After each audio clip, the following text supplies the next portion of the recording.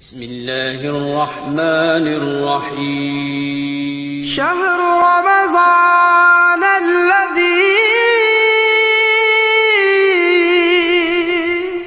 أنزل فيه القرآن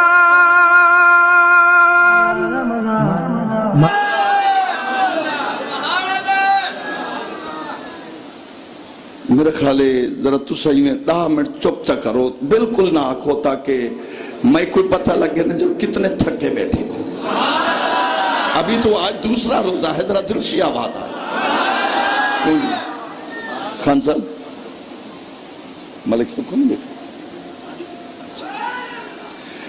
یا ایوہ الذین آمنوا کتب علیکم الصیام کما کتب علی الذین من قبلکم لعلکم تتقون۔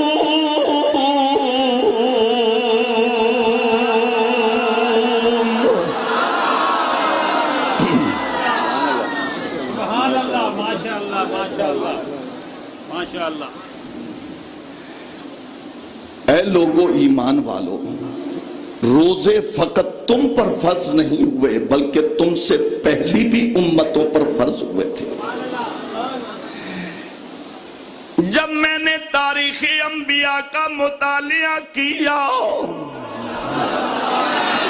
آدم علیہ السلام سے لے کر عیسیٰ روح اللہ تک سبھی نے اور ان کی امتوں نے روزے رکھے۔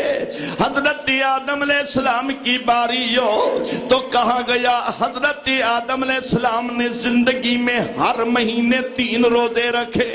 ایام 20 جنہیں کہا جاتا ہے وہ 13، 14، 15 ہر مہینے 3 روزے رکھتے تھے۔ حضرت نوح علیہ السلام ہر مہینے 2 روزے رکھا کرتے تھے۔ حضرت موسیٰ علیہ السلام کبھی کبھی 40 روزے رکھا کرتے تھے۔ حضرت عیسیٰ علیہ السلام ہر نبی جتنی بھی ان کی امتیں تھی روزہ فرض تھا۔ فرمایا ایمان لانے والو، ہم نے تم پر روزے فرض کیے، یہ نہ کہنا کہ روزے ہم پر فرض ہوئے۔ فرمایا تم سے پہلے جتنے بھی نبی آئے اور جتنے بھی امتیں آئی وہ سارے کے سارے روزے تھے، ان پہ بھی روزے فرض کیے گئے۔ ادھر تیرے اور میرے نبی نے کہا، اللہ کے رسول نے فرمایا کہ لوگوں قیامت کا دن ہوگا، سورج سوا نیزے پہ ہوگا، زمین تانبے کی ہوگی، ہر کوئی نفسا نفسی میں ہوگا۔ فرمایا قیامت کا دن ہوگا، روزے دار ایک حسین صورت میں ظاہر ہوگا، اور روزے دار جب آئے گا تو ادھر رمضان بھی آ جائے گا، ادھر روزہ بھی آ جائے گا اور حسین صورت میں آئے گا۔ میرا اللہ فرمائے گا روزہ یہ بتا تو آج کیا چاہتا ہے، تو اللہ کے فرمانے پر روزہ کہے گا یا اللہ بس آج مہربانی فرما دے، جن لوگوں نے میری عزت کی تھی، جن لوگوں نے میرا شان دیکھا تھا، جن لوگوں نے مجھے پا کر تیری رحمتوں کو لوٹا تھا، اے اللہ میں یہ سفارش کرتا ہوں جس نے میری عزت کی اس کے سروں پر سنہری تاج رکھ دیا جائے، اس کے سروں پر سنہری تاج رکھ دیا جائے۔ آقا فرماتے رمضان بھی شفاعت کرے گا اور قرآن بھی شفاعت کرے گا، اس لیے کہ روزہ اور قرآن اور رمضان یہ تینوں متصل ہیں۔ جہاں قرآن کا ذکر آیا وہاں رمضان کا ذکر آیا، جہاں رمضان کا ذکر آیا وہاں قرآن کا ذکر آیا، اور جہاں ان دونوں کا ذکر آیا پھر روزے دار کا ذکر آیا۔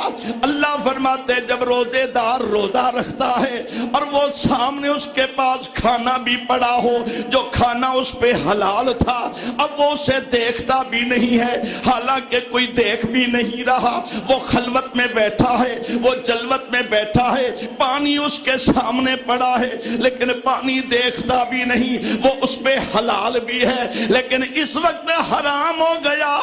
اللہ فرماتے فرشتوں ذرا آسمان کے دروازے کھول کر دیکھو، تم کہتے تھے پیدا نہ کر، اب دیکھو وہ پانی جو اس پہ حلال تھا اب اس کے سامنے پڑا ہے، اسے دیکھتا نہیں ہے، اب جو کھانا اس پہ حلال تھا اب اس کے سامنے پڑا ہے، اسے دیکھتا نہیں ہے۔ فرشتوں تم نے کہا تھا جھگڑے کریں گے اور میں نے کہا تھا قال انی اعلم ما لا تعلمون۔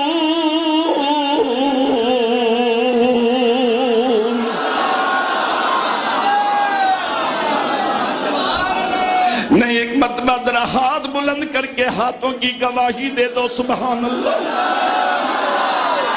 اللہ اکبر۔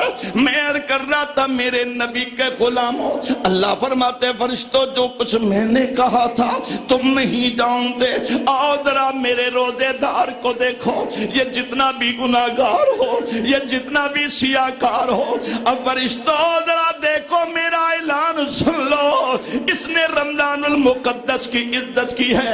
اور حدیث پاک میں آتا ہے جب روزے دار سو جاتا ہے اور سونے کے بعد جب اٹھنے لگتا ہے تو اس کا بستر دعا دیتا ہے، یا اللہ جس کی کمر مجھ سے لگی ہوئی تھی اس کی خیر ہو اور اس کے بچوں کی خیر ہو، لیکن وہ جب خود کرتے تب جب وہ کپڑے بدل دیتا ہے تو کپڑوں سے دعا آتی ہے، یا اللہ اسے جنت کا لباس پہنا دے، اور جب اس کو جوتا پہنتا ہے حدیث پاک میں آیا تو جوتے سے آواز آتی ہے، ایک فرشتہ دعا دیتا ہے اور فرشتہ دعا دیتا ہے۔ جب وہ روزے دار جوتا پہن کر کھڑے ہوتا ہے فرشتہ دعا دیتا ہے، کہتا ہے یا اللہ اس کو پل صراط پہ ثابت قدم رکھنا، اور جب یہ بندہ سو جاتا ہے اللہ فرماتے ہیں فرشتوں اس کے قریب کھڑے ہو جاؤ، یہ سو گیا ہے عبادت نہیں کر رہا لیکن ہر سانس کے بدلے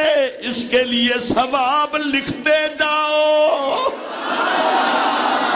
اور سرزمین عرب ہے، عرب میں صحرا ہے، صحرا میں مدینہ ہے، مدینے میں حرم ہے، حرم میں مسجد نبوی ہے، مسجد نبوی میں ریاض الجنت ہے، ریاض الجنت میں محراب نبی ہے۔ سیدنا قائد عالم صلی اللہ علیہ وسلم نے فرمایا کہ لوگو اللہ رب العزت نے تمہارے لیے رمضان میں روزے بھیج دیے ہیں، اب سنو ذرا محبت والو، میرے آقا نے فرمایا لوگو اللہ رب العزت نے تمہارے لیے رمضان کے روزے بھیج دیے ہیں، اور رمضان کی راتوں میں نے شب بیداری کے لیے تمہیں تراویح نماز دے دی ہے۔